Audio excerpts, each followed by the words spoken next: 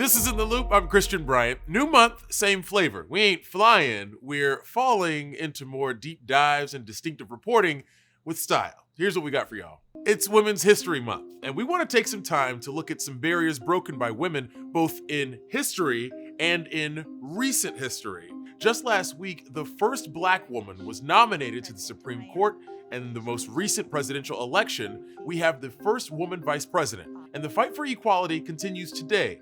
I mean, the U.S. women's soccer team just won a years-long fight for equal pay. And hopefully this can be a dawn of a new day at U.S. soccer, because they certainly need to be much better, and I think this is the perfect starting point. Wild to be talking about a starting point in 2022, am I right? I mean, a lot of times in history class, we're taught that the original feminist movement changed and addressed the big problems. And while it did change a lot, the movement didn't necessarily start out with all women in mind. Let's jump back to the 1848 Seneca Falls Convention. Many US students were taught that that was the birthplace of American feminism, but you might not know that it was only open to white women. At this women's rights conference, well-known activist Elizabeth Cady Stanton drafted the Declaration of Sentiments, a document calling for women's equality and suffrage, meaning the right to vote. But this part of the movement prioritized getting the ballots of white women counted. Black and minority women were excluded entirely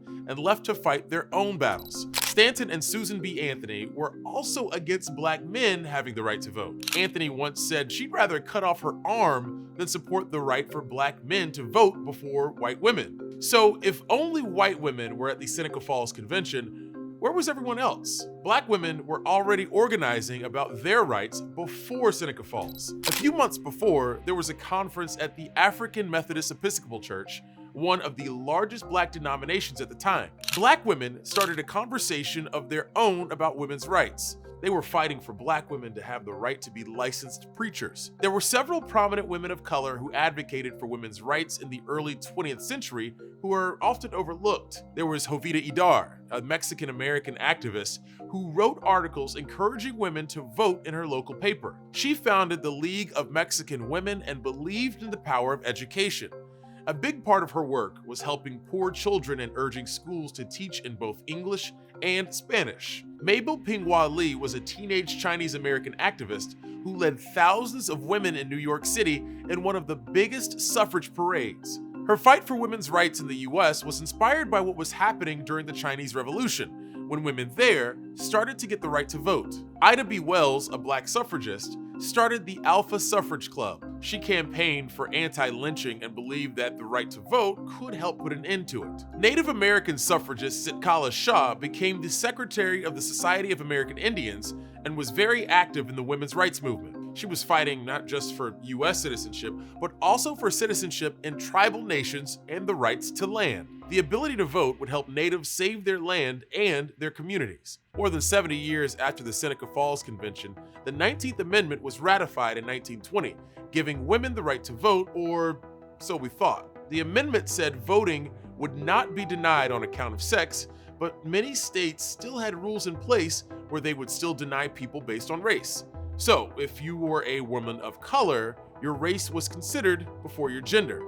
It took decades before voting became more inclusive. Chinese Americans gained the right to vote in 1943 after the repeal of the Chinese Exclusion Act, and many other Americans of Asian ancestry couldn't become citizens or vote until 1952. Native Americans couldn't vote in all states until 1948. And for Black men and women who lived in the South, Jim Crow laws still presented many obstacles like poll taxes and literacy tests, making it nearly impossible for them to actually take advantage of that opportunity. Their fight for voting rights became intertwined with the civil rights movement. They gained the right to vote in 1965 with the passage of the Voting Rights Act. In 1975, the Voting Rights Act expanded to require voting materials be translated into languages other than English. We've still seen a push for this in recent years to help Hispanic and immigrant voters exercise their right. With all this progress that's been made, we can't ignore that battles over voting restrictions are still happening today.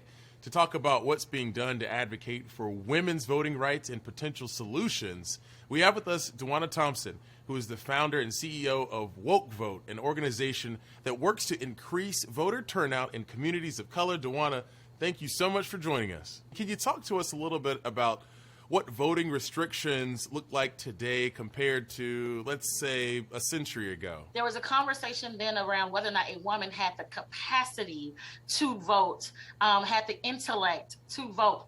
If she didn't own property, she could not, these are things that men could do, or it justified their vote because they had certain standards according to society that made them proper or fit to vote. And women challenged that 100 years ago. They challenged this idea of what it means to actually be a contributing member to society, right? What it means to say, no, I actually have a position as a woman, as an individual, as a citizen of this country that guarantees me the right to vote. And so when we see that now, we're still seeing people say, okay, maybe I now have the right to vote, but the restrictions on voting, maybe I live in a place where, and I mean, there's so many different, depending on what state and what county you live in. You're talking about a place like Florida that has, 67 counties, and each one of those are self-governing counties that get to decide what the voting practices are for that county.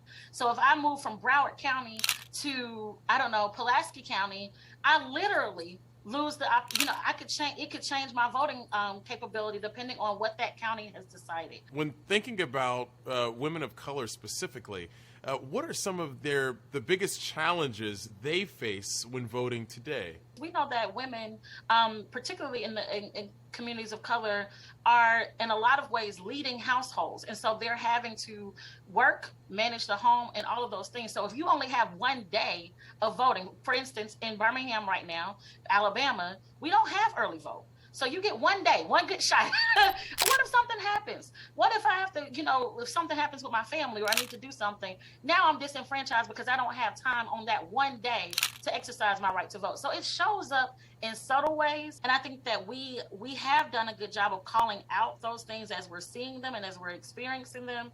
We are also taking back our power, particularly as women voters of color, to say that if you want us to support you and to vote for you, you need to be concerned about the things that concern us. So we're challenging that. If I'm understanding correctly, a lot of times these are things to the untrained eye that could deter people of color, specifically, Black women, from voting. What are the solutions Woke Vote is working on to help get more people of color and more Black women, more specifically, to the polls? We believe that when people feel ownership over the experience, over the process, over the information, that sort of provides or breeds a larger opportunity for people to get involved. So we actually make sure that we invest in women leaders from the community, and female students, people of color, students that are already a part of a vibrant community that can actually say, this is what we're doing for our neighborhood, right? It's not so much what I'm doing for a candidate or what I'm doing for a party. We've identified our vote as a strategy to impact our material conditions. Dewana, thank you so much for joining us. Thank you for having me.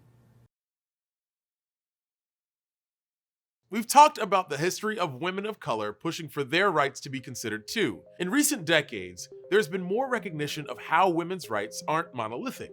There's growing support for the idea that different groups of women experience inequality or empowerment in different ways, depending on their identities. That's led to a term you may or may not have heard before. It's intersectionality. Let's dig into what that means and how it plays into a modern feminist movement that looks to deal with a lot more than just voting or economic opportunities. In the theory of intersectionality, a woman may have a certain set of disadvantages in society, but other things like race, class, sexuality, religion, even your height, are also factors that are accounted for in this framework.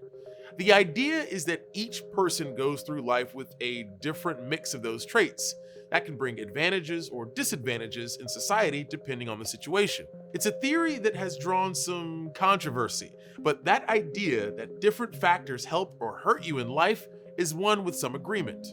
A 2021 Pew poll found nearly 6 in 10 adults in the US say white people benefit at least a fair amount from advantages in society that Black people do not have.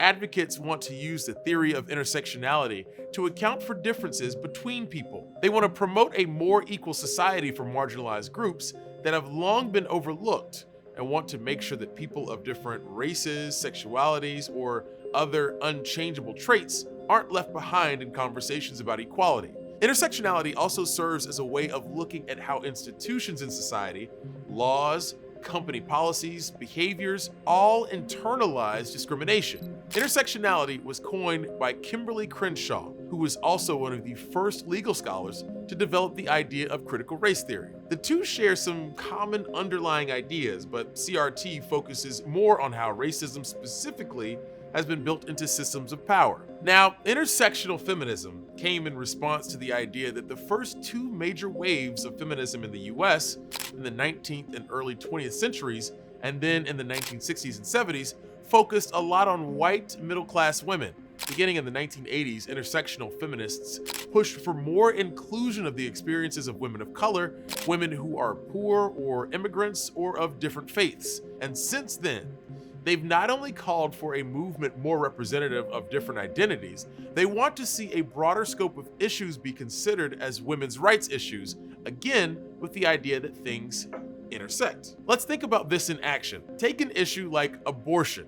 A traditional pro-choice feminist viewpoint would focus mainly on a solution like laws guaranteeing abortion access. But from an intersectional viewpoint, issues like raising the minimum wage, helping protect immigrants, and expanding childcare are all factors tied to abortion and the health of people who give birth. It's led to criticism of quote unquote white feminism. Those critics are hoping feminism can broaden its horizons and do more good for more people. Let's unpack some of that criticism and look at how some women of color are calling for feminism to be more inclusive of more experiences. Joining us now to help us with that is Rafia Zakaria, an attorney and political philosopher who wrote the book Against White Feminism, Notes on Disruption. Rafia, thank you so much for joining us here on In the Loop. My first question for you, what are the shortcomings of white feminism and how do women of color get left out? You know, my intent with the book and with this critique of feminism was that as the scholarship of critical race theory is progressing, right, where we're applying a lens of race to different aspects of knowledge in our society, the feminist movement was built around white-centric ideas, around, prioritizing the need, the agenda, the policy prerogatives of whiteness or white women.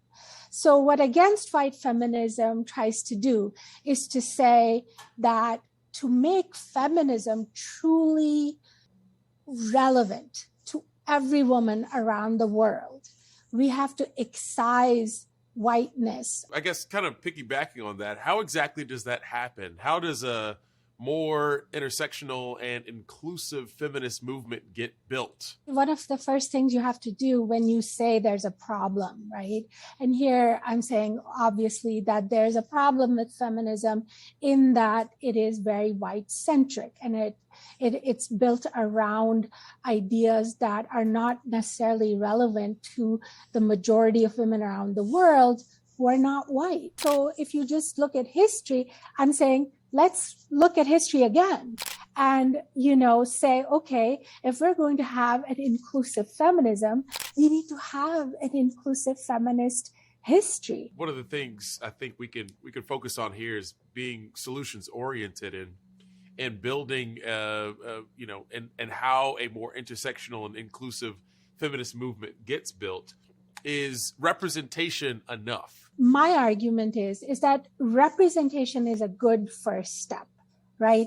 It's important for women of color to be on boards. It's important for them to be part of governance, because one of the things that I talk about is often women of color, whether at home or abroad, are brought into the conversation to tell their stories of trauma and suffering, but they're not integrated into the policy-making mechanisms of institutions. Their voices are being heard. Their voices are not necessarily being heard in the right place. And unfortunately, a lot of our efforts towards diversity and inclusion have stopped at tokenism. In my book, for instance, I argue that for recognition or representation to work as an equalizing mechanism, we have to have redistribution. Redistributive aspects are absolutely crucial, and they cannot happen unless there are enough people of color, women of color, feminists of color, who have decision-making power. Rafia Zakaria is an attorney and political philosopher and author who wrote the book Against White Feminism, Notes on Disruption. Rafia, thank you so much for joining us. It's been a pleasure. Thank you.